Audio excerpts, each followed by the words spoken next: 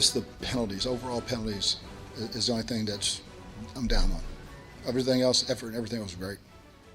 Welcome into a Few Extra Bucs, your Buccaneer podcast here on pewterpirates.com. And we hate to dwell on the negative off the bat. Bruce Arians, boy, he had a beef there, and who could blame him? 14 penalties for the Buccos for 112 yards. That was a big negative, but lots and lots of positives coming from that first preseason game. I'm going to bring in producer Justin Thomas. JT, how are you, my friend? Doing really good. Glad football's right around the corner. Yeah, we can definitely smell it. We're getting some practice football. But Roy Cummings, your initial thoughts of preseason game number one. I know you were at practice on Sunday. What stood out for you of the Bucs against the Steelers? Well, I thought several things stood out. To kind of put it in a small little capsule, if you've been out to training camp or followed what's going on at training camp, you basically saw the same thing happen in the game. The first team offense, I thought, looked very sharp. The first team defense, I thought, looked very sharp. Some of the young guys that have shown up a lot in camp look good. Some of the young guys that have struggled a bit in camp struggled in this game. The kicker, Matt Gay, obviously with a 55-yarder, continued to kind of support the decision to justify the decision to pick him in the fifth round. I like that a lot.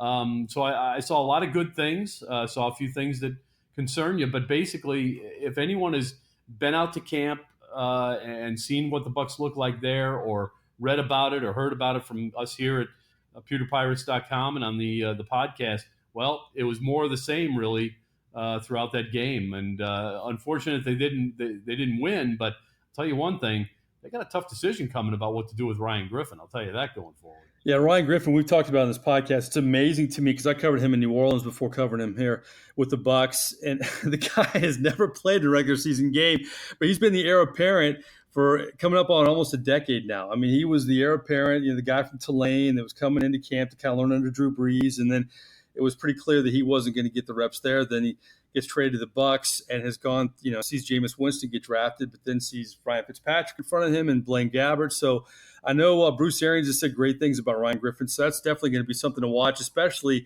when you have these second halves of these preseason games where you just want to run and clock and let's get this thing over with. I think that'll be one of the intriguing things to watch out for. But let's talk about, we're going to have a one-on-one with Peyton Barber coming up. I want to mention that. We're going to release our weekly video wrap, and Peyton Barber is our key guy. And if you log on to pewterpirates.com, folks, we do this every week, and we've really spotlighted the key guys in camp. We've had a one-on-one with Vernon Hargraves. We've had a one-on-one with Rojo, Ronald Jones, and a one-on-one with Vita Vea before he got hurt. And obviously that's a big plot. So between those three guys, Roy, and now Peyton Barber, we've touched on some big names in this camp. But let's go back to the beginning of the game. I mentioned the penalties, and that's something the Arians didn't like. But he really liked that opening drive, a 12-play, 81-yard drive. Jameis Winston, 5 of 6, including a 9-yard touchdown pass to Chris Godwin. Before we get your thoughts, here's what Bruce Arians had to say about Jameis Winston's really one-and-done drive against the Steelers. It was a perfect drive. We ran the ball well. I thought we ran the ball good all night till the young guys got out there. But that sets up a lot of stuff for us. I thought Jameis took what was there. We took our shot down the field to Brent, didn't hit it. To Brashard, and so we're gonna continue to mix and match. And yeah, we'll get to Peyton Barber in a little bit, but he was part of that. I mean, that's the kind of balance that Jameis Winston needs to be successful, Roy. Yeah, it was a nice balanced attack for sure, and that's because the running game was working. Look, Jameis had a lot to do with that. He escapes from the pocket on a rush there and did a great job with that, by the way. You don't necessarily want to see your quarterback doing that in the preseason, but it's just an example of what a weapon he can be with his legs. And look, this is an example of what you can get if the Bucs get a little bit of a running game going, because they were allowed to be balanced. And I think that was the key to, as Coach Arians said right there, Jameis Winston, getting the ball out quick and hitting the right spots, making the right throws. Didn't hit the one to Perryman, but that's all right because you end up with a touchdown anyway. That's all that matters. And I really liked it. I thought Jameis Winston did a tremendous job making great decisions all throughout that drive. It was very good. It was a really good drive to build some confidence for this offense. Not that it needs a lot of confidence, but hey, anytime you're starting over again, you want to start off strong, and they certainly did. Well, let's talk about the running game. We're going to hear Peyton Barber's thoughts on Ronald Jones and on the fact that the Bucs believed in this backfield in the offseason. They could have gone out and gotten a veteran back. I know they have Andre Ellington, but maybe a higher priced or back, or maybe drafted it back. We'll get his thoughts on both of those. But let's go to Ronald Jones. I mean, this is such a key guy in this football team. We had him one-on-one a few weeks ago. But if he can deliver, it'll take the pressure off Peyton Barber. It'll add different dimensions to this offense. It'll help Jameis Winston. He's such a key guy in so many ways. Bruce Arians, this is his first taste of Ronald Jones. I know he's seen film from last year, but he's really happy with him. And here were his thoughts on Ronald Jones after the game in Pittsburgh. It hasn't surprised me because he's been doing it every single day. And to get out there in a game, yeah, it was good. And again, we put the twos out there. He had a good couple of runs, and it was like, get him out, He's on schedule to do exactly what we want. That's good stuff from Ronald Jones. I want to temper it a little bit. It's only one preseason game, but I think it's even bigger for Ronald Jones, Roy, because he needs some positivity early on in this preseason, maybe more than anybody on this football team. He needs some plays where he gets his head right because, like Jameis Winston, he has it in him. He just needs the confidence right now. He just needs some success. And, he got a little taste of that. And look, before we get too excited about how this first team Bucs offense looked, let me throw in the qualifier here. The Steelers had only 3 of their projected starters on defense in the lineup for that first series. Buzzkill. Buzzkill. Well, no. Just keeping it real. I'm agreeing with you. Yeah. But you're right. But here's the thing. And one of them was rookie Devin Bush. Now, look, that's what the Steelers threw out there. You play against what they throw out there. And in this case, the Bucs did a great job, and obviously of picking that little defense apart and beating it up a little bit. What I liked about Ronald Jones is his first 2 runs of the night are runs up the middle.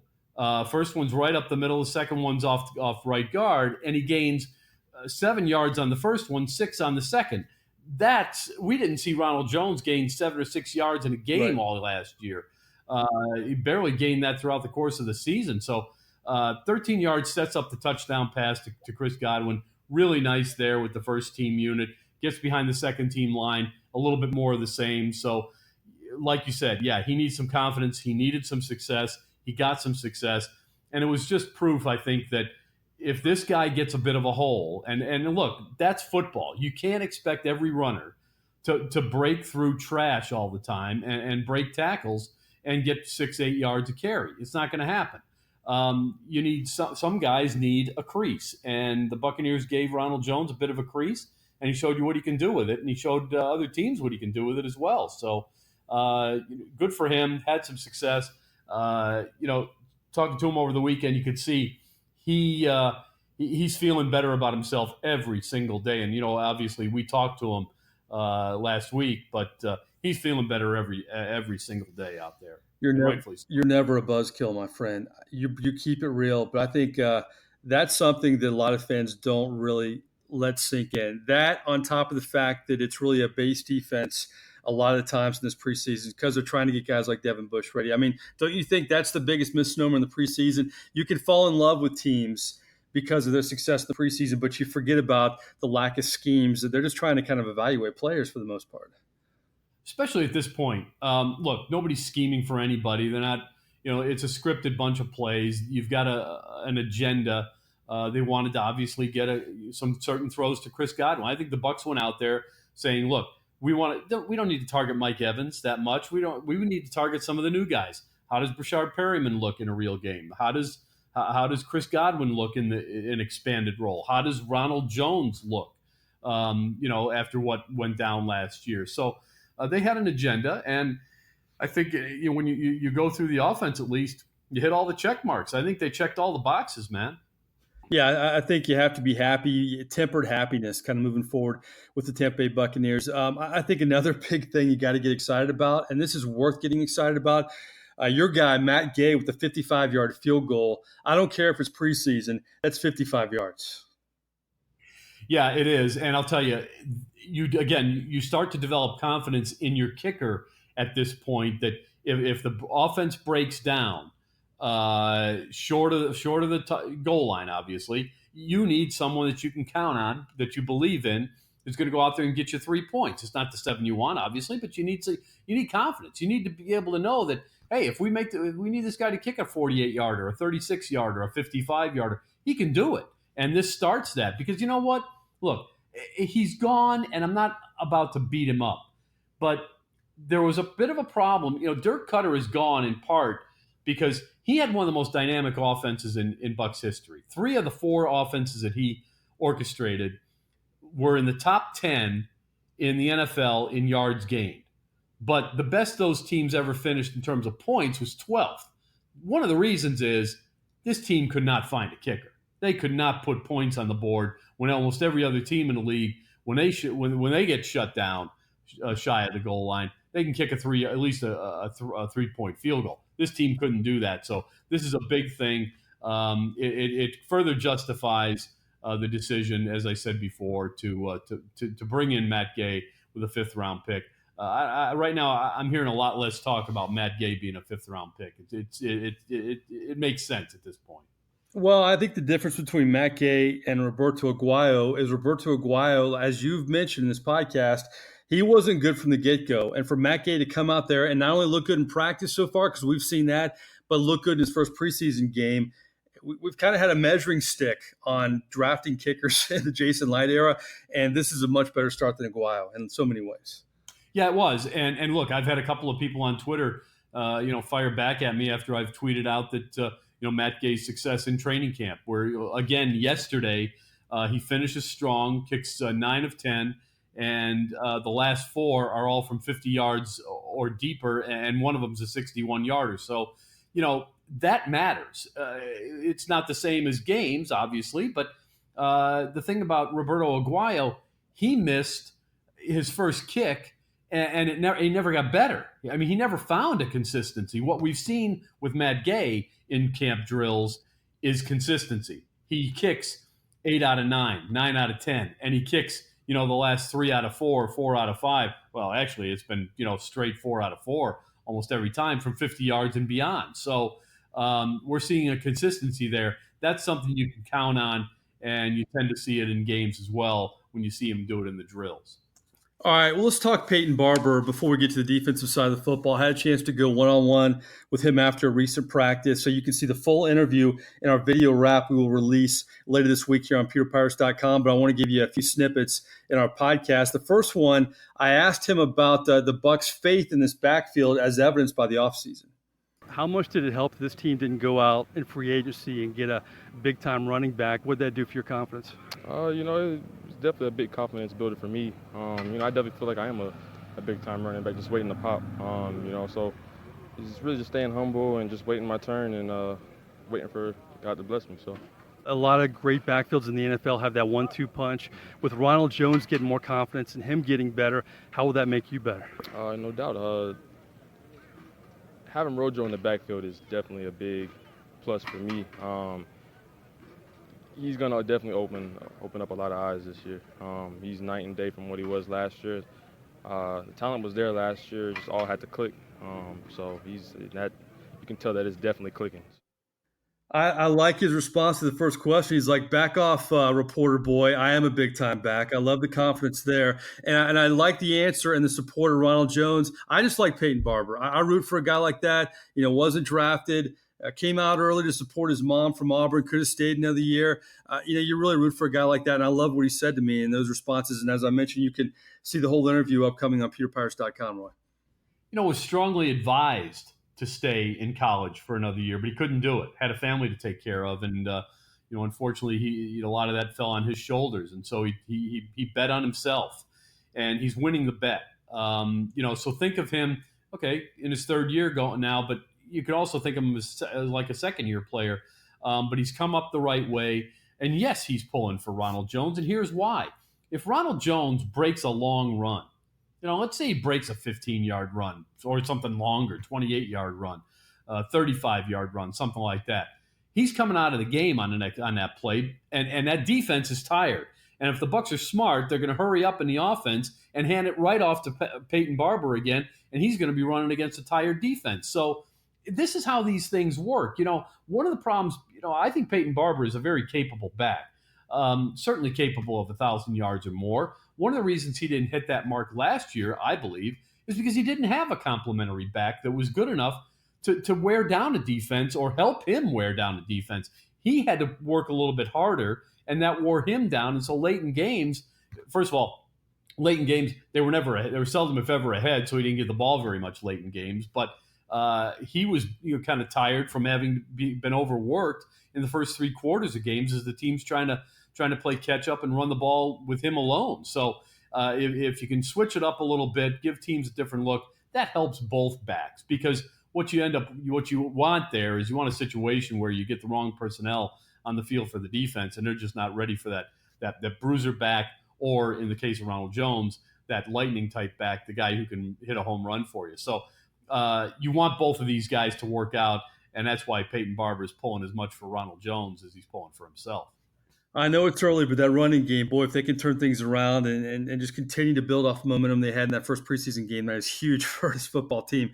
You're right, Mike, and I go back to what I said before. Look, the personnel is virtually the same as it has been the last 2-3 years, right? On offense, the personnel is virtually the same. And again, Dirk Cutter, a damn good offensive coordinator, maybe not a very good head coach, but a damn good offensive coordinator. The proof is right there in those numbers. Can you imagine if the Bucs can develop a running game? Look, as I said, 3 of the 4 offenses that Dirk Cutter orchestrated with the Buccaneers were finished in the top 10 in the NFL in yards. One of them finished in the top, 2 of them finished in the top 5. Can you imagine what they could do with a running game? That was without a running game. Can you imagine where they'd be with a running game? Yeah, I mean, it's really amazing what they did a year ago. And also, with all the unrest at the quarterback position, Deshaun Jackson just being a malcontent in the locker room, they still put up those numbers. I mean, if Jameis Winston can settle down, they get a running game, this offensive line steps up. And I think that the theme for the Bucs should be if. Just do big if. That should be the marketing campaign. Yeah. Because there are ifs on both sides of the football, on both lines, the secondary. I mean, really at everywhere except for maybe O.J. Howard and Mike Evans. I mean, I would do if right. is really the buzzword for the Bucs moving forward. Another if is Vernon Hargreaves. Let's jump to the defensive side of the ball, and could have had a pick. Had some near splash plays in that game against Pittsburgh. What did you see from Vernon Hargreaves coming back this preseason so far in the game up north? First of all, let me say this. I think Vernon Hargreaves has been, I think I've said this before. If I haven't, it doesn't matter. I think Vernon Hargreaves has been the most consistent player in Buccaneers camp, and consistent in a good way. He's making plays every single day. He's getting his hands on the ball. He's picking it off. He's knocking it down. He's providing tremendous coverage for the defense. He's done an excellent job. He looks like the number 1 draft pick the Buccaneers wanted him to be 3 years ago when they drafted him. He looks every bit the part of the player they expected him to be. And for the fans who think that he got beat on a play early in the game against the Steelers, sorry, folks, you're wrong. Vernon Hargreaves did his job on that long pass reception for the Steelers. The safety didn't. He was supposed to get safety help, let that receiver go. Safety was out of position. Bruce Arians told us that yesterday after practice because it was asked. And he is as impressed with Vernon Hargreaves as I am. He continues to look exceptional. If it weren't for a penalty, I think that whole game goes differently, because Vernon Hargreaves put a knife in the heart of the Steelers at that point in that game. And again, scores don't matter. But when it was still, the 1s and 2s out there, Vernon Hargreaves stepped up, made a big pick on a play, and it got wiped out by a penalty, which is really unfortunate because the way the offense was moving the ball, I think the Bucs would have scored there and would have had a nice big lead that their defense probably could have held on to. We have more likely in just a second, but the news of Vita Vea, the news of Jason Pierre-Paul. I know we kind of differ on this opinion. I think Jason Light brought Bruce Arians in, but I think Jason Light is very lucky to still be employed. But I will say this about Jason Light, man, the guy cannot get a break, Roy. He really can't. I mean, I thought it was a great signing of Jason Pierre-Paul. Vita Vea, if he can stay healthy, I'm not bothered with the draft pick. He got some draft picks for him. Jason Light's maybe one of the most unlucky guys in the NFL in terms of injuries and just things not panning out. Yeah, you're right about that. And I don't think it means bad picks. Look, when players don't make it in the NFL because they're hurt or they're injured, I don't blame the general manager for that. I don't chalk that up as a black mark on the general manager's record. I don't. And the reason is players get hurt in this league. You have to expect that. You don't want it, but you have to expect it. It happens. Because here's the thing. Was it a player that, every other team in the NFL or virtually every other team in the NFL or a dozen teams in the NFL would have picked somewhere in the same window, meaning, somewhere in the next 5 picks or 5 picks prior to that or 10 picks prior to that or 10 picks after? More than likely. And that's the case with Vita Vea. Vita Vea was, he would have been picked somewhere in that first round by some team. It was a surprise the Bucs picked him because of the style he plays. But my concern about Vita Vea is this going forward. 2 years in a row now, a lower extremity injury, a lower body injury, to pull out an NHL phrase, for a guy who's 300 plus pounds. I'm a little bit concerned, Mike, that the body can't support, or the legs can't support the body. It was a calf last year, right away as camp started. This year it's a knee. I'm starting to be a little bit concerned that his legs can't support everything that's above them on this body. I'm wondering if this is going to be an issue going forward. Much like we wondered if Gerald McCoy had the strength after tearing both of his biceps, is he going to have the strength to play at a high level? McCoy had to do a lot of work off the field in order to build that strength. I think Vita Vea's got to do the same thing to build up a little bit more lower body strength so that he can support that body and what he's asking it to do in these situations here. It's a quick game, and right now I just don't think his legs are up to the task, and that's got to change for this guy to be an impact player. Yeah, it doesn't help when Derwin James was right there and was a popular pick, and he's an All-Pro in San Diego. But I don't know. It just seems like the Bucs are bad a lot of the time, and they can't get breaks, and that's just not a good combination. But I'll tell you what is always good. Justin, you know what time it is.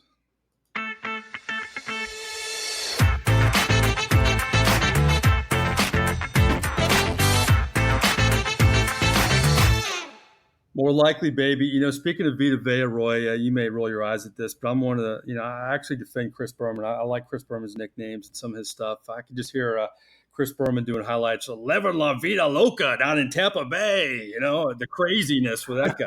So, I don't know, just something off the top of my head there. I like it. I'd say that for more likely. All right. I like it. 3 hypotheticals. We always end with something kind of fun. Sometimes I come up with them because Roy waxes poetic. I have time to just kind of take in the analysis and think about more likely. And I feel, trust me, he is not a buzzkill. I was just saying that bringing the facts is is bringing a reality check to the whole situation. So, all right, more likely number 1. Justin goes first because he cheats off Roy's paper sometimes. And by the way, let me just say, it's a reality check you're not going to get anywhere else. And I know this is a little bit of self-serving on our podcast here. Let's be self-serving. But let's face it, we're not cheerleaders for the team. So if, you're not going to get that, but you're going to get a realistic look. I've been covering this team, and Mike, you've been there too. I've covered the NFL for 20 plus years here. I mean, I know what the coaches are saying. I go to the practices. I see what's going on. You're not going to get some of this analysis with some of the other podcasts that you may be listening to, from fan podcasts and some of the other people that are basically just out there trying to, do something in the media or whatever. No, this is legit stuff, guys. And that's why, you get a dose of reality with this podcast. You don't get rah-rah stuff, which I know a lot of fans want to hear, but we'll rah-rah the team when they deserve it, just as we did in this podcast. But at the same time, I'm going to tell you, hey, don't get too excited about that first drive, because again, it was against 8 guys that aren't going to be in the lineup on opening day. So just a little reality check. That's all. I love it. Preach, brother. When you haven't won a playoff game in almost 20 years, is not the reality isn't good. It's hard to spin. I know that some of these radio stations have rights to the Bucs, and some of these competitors that we have are, a little different, and that's fine. And I try to respect them all. But I heard one local radio station say something about Jason Light, or didn't even mention Jason Light. Why would Bruce Arians come out of retirement? You know what? Because of Jason Light, because they can work together, because he trusts. That's so big if you're a head coach. Not a control thing, but knows that he can work with the GM. That wasn't even brought up. I mean, a lot of this obvious stuff, they kind of dance around it. So now you got me on a tangent. Let's go to more likely. Number one, the most improved Buccaneer this season will be Rojo or Vernon Hargreaves, Justin Thomas. I think I would go with Ronald Jones. I think a lot of people expected big things from him last year. Obviously, he was a disappointment. I'm real excited to see what he can do specifically. I think Peyton Barber will also be good. Them two together will be good. But I think Ronald Jones could be the big surprise this season. Yeah, obviously Vernon Hargreaves has more of a body of work, but what you say, Roy Cummings, who's all lathered up, and I love it. I'm going to go with Vernon Hargreaves, and I'm going to say that based on this. Vernon Hargreaves is going to be out there. He's going to play every snap as long as he's healthy. He's going to play virtually every snap on defense. So he's going to have a big opportunity to showcase his skills. I don't know that Ronald Jones is going to get as much of an opportunity. He's going to get a chance, but right now he's still number 2 on the depth chart. My guess is he probably doesn't surpass Peyton Barber because Peyton Barber just won't let him. And I don't, and again, he's kind of a change of pace back. So I think Ronald Jones got a little bit further to go still in order to find his footing in the league, whereas I think Vernon Hargreaves has it, and he just needs to be able to stay healthy in order to prove it. This is probably a fair question after the preseason is over, but more likely there are no rules. And I'll tell you this about Vernon Hargreaves, and we mentioned it. We had him one-on-one last week. I feel that that guy has taken so much grief, and he's deserved some of it. I mean, he was a first-round pick. He should have more than one pick, and he's been hurt, and he hasn't lived up to the hype. But the guy hasn't backed off answering questions and facing the music, and I got a ton of respect for that. I'm going to say Vernon Hargreaves. I need a little more Rojo than a couple series against the Pittsburgh Steelers, who, as Roy Cummings mentioned, had probably 1/5 of their starting lineup in there. Or what? I'm not good at math, so something like that. So it was one of those deals. Yeah, or 3/11. I was trying to. I know I wasn't good on the fly there. Whatever 3/11 turns out to be. Exactly. All right. More likely, you're smarter than me. Just whatever. The more likely number 2, Antonio Brown. You know what? I hate bringing this guy up, man. But what bothers you more likely? The fact that the guy won't wear a helmet that's sanctioned by the NFL now, or the whole foot thing? Or you can go off the board, Justin Thomas. Well, the whole thing's bizarre. I'll say that. I don't think everyone understands too much about the whole foot thing. Or at least I haven't heard much of an explanation outside of him doing the what do you call it? The super cold. The cryo. Thank tank. you, cryo. Yeah, tank. But the helmet thing is bizarre. I understand that players like their helmets. I know Tom Brady was holding on to it as long as he could. But for as much money as that dude's getting paid, hell, I'd wear any helmet and make as much money as he would. It's just absurd that he's that connected to a helmet that he's threatening to not play and retire. That to me is bizarre. I agree, and I heard somebody say on local radio had a pretty good line. Maybe he's played without a helmet, and that's part of the problem too. But you can, whatever. We'll go to Roy Cummings. There's a you hear sometimes when you get around NFL circles and NFL types on a regular basis, you hear people talk about those guys who, it's always something with that guy. Exactly. And you know what? That's kind of what Antonio Brown has become. It's always something with that guy. Yep. Either he's not smart enough to wear the proper footwear when he gets into the cryo tank and he screws up his feet. Now he doesn't want to play because of the helmet. You know what the guy's doing? You don't want to go to training camp. It's pretty simple. Right. He doesn't want to be at training camp. Right. But that tells me that his heart's not in it. Think Deshaun Jackson. Yep. His heart wasn't in it. Yep. And what happened? He underachieved. and the team ended up getting rid of him. I don't think Antonio Brown's heart is in it. I think this is all kind of ploys to stay away from camp and avoid being there and having to go through the drudgery of training camp. I think that's what it is, and that tells me that his heart's not in it, and I don't think that ends well. Look, is he a guy who can turn it on when the games matter? Yeah, he's still arguably the best receiver in the NFL.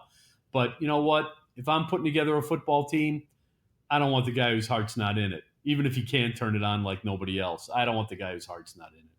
I'm agreeing with Roy. You're right. It's always something. If it wasn't the helmet, if it wasn't the foot, it would be something. It'd be like, I don't like training camp in California. Yeah, you're right, Antonio. It's much better on the other coast. It's a lot warmer. I mean, it would be something. I think the guy just, people in life, they got to complain about something. They're on the. And you know what's funny about you mentioned camp in California.